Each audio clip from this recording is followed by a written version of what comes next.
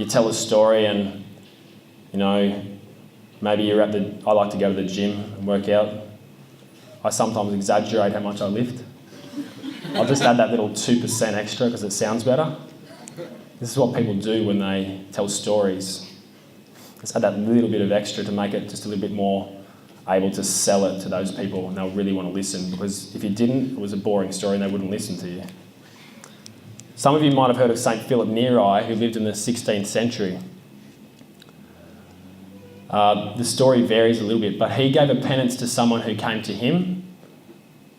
They confessed gossiping, and it wasn't just gossip, it was malicious gossip, so destroying people's names. And he gave a penance to that person to go up to the bell tower of the church and cut open a feather pillow, because they had feather pillows back then, it was a while ago. And he was to cut open the pillow and spread all the feathers out over the countryside. He thought, this is a stupid penance, what am I doing? He went back down to the priest and it got worse for him. The priest said, go and collect every single one of those feathers that is out in the countryside. So I can't do that. That's exactly the point that St. Philip Neri was trying to make. When you say words, you can't get them back.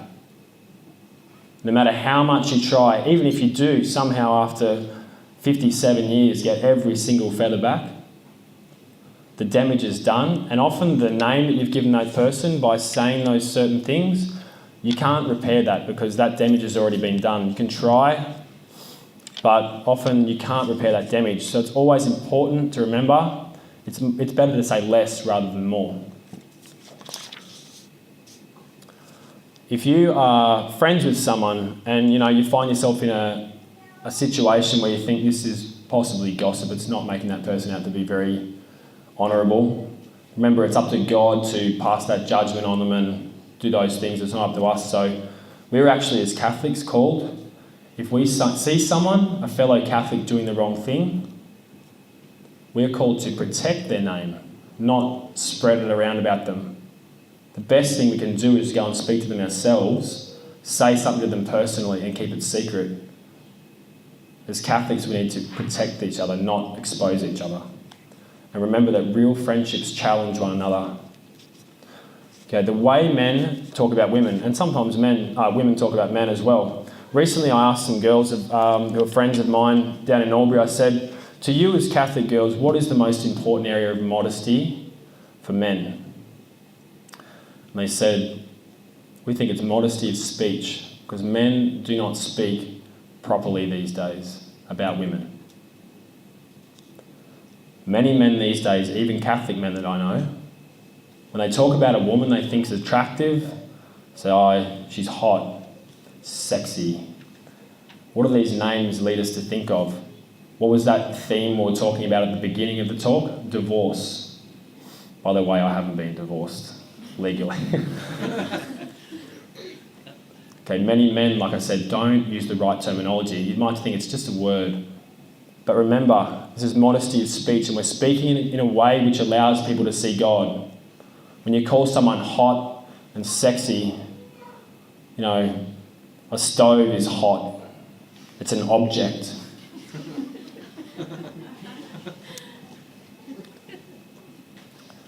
When you hear someone talking like that, they're not seeing you as a holistic person. And it can go the other way around as well. But they are not seeing you as a composite being. What does composite mean? It means to be made up of different attributes. We're made up of body and soul, spirit and flesh. Okay, how about you think about some new words? I'm going to extend your vocabulary.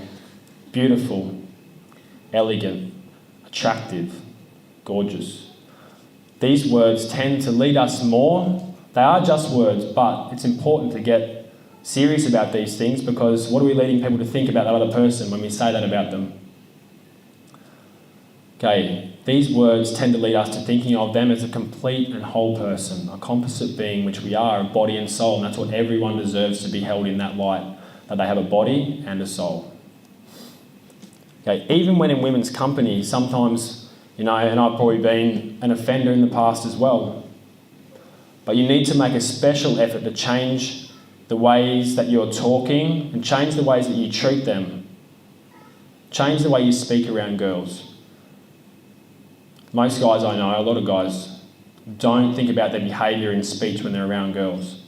It's never appropriate to speak in an ill manner or in a less than perfect way, but it is even worse around women. It's important to make a special effort to conduct ourselves properly in our speech around women. Jokes too. When I was growing up, you were privy to some quite immodest jokes or jokes which didn't allow people to see a person as a whole person.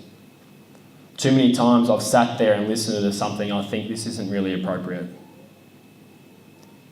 Stand up and be tough about these things because it's all the little things that come together to make us a strong character. And we must always remember that we are representing Christ here on earth. Behaviour. Pornography. I decided to put this in here because I know it's a huge problem in the world. A lot of guys that I've talked to, they say, there's nothing wrong with porn. You're not hurting anyone, it's just me. Can I tell you now that pornography rots your mind? And it robs you of the ability to see the human body as a theology. Okay, remember, theology is the study of God. It stops you from seeing God in a person's body. A complete divorce and separation of body from soul, and that person becomes an object. On a chemistry level, a man's brain is formed by testosterone. And you're like, yeah, duh. And it's also sensitised by testosterone, and it's a chemistry that is waiting to be triggered. Erotic images such as pornography are highly impacting on our male sexuality. So we need to take a line on this where there's no exceptions. It is never excusable. Often, yes, we might feel a rush of testosterone, but pornography is not the answer. This only makes things worse. And I'm friends with another girl from Albury. We've got a strong Catholic group down there. And I was talking to her after our young adults group one week. We have a young adults group where we meet every week.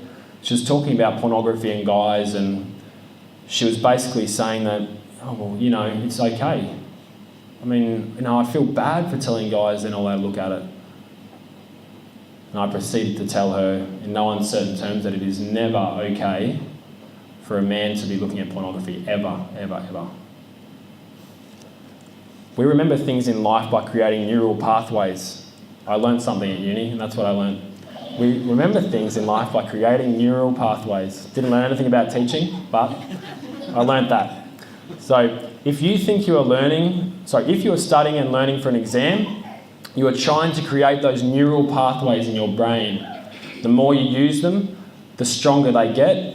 They get coated in myelin sheathing. Okay? This enables you to access that information very quickly. The more you use it, it's like a super highway of information going back and forth. You get in that exam and you remember the information and you can access it quickly. Pornography is no different. When you look at pornography on a regular basis, you're creating a super highway in your brain where you can access pornographic images in no time at all. The more you do it, the easier it gets, and the less sensitive people become to them. Studies show that men who look at pornography are much less likely to be able to form lasting and meaningful relationships. Why do you think this is? This is because pornography encourages us to see women's bodies as objects, no reason for commitment in the relationship, the urge to move around, and unrealistic and wrong expectations. Jason Evett, who's a speaker on relationships in America, some of you may have heard him, he refers to looking at a pornographic picture as like the corpse of a woman's heart. I found that very, very moving.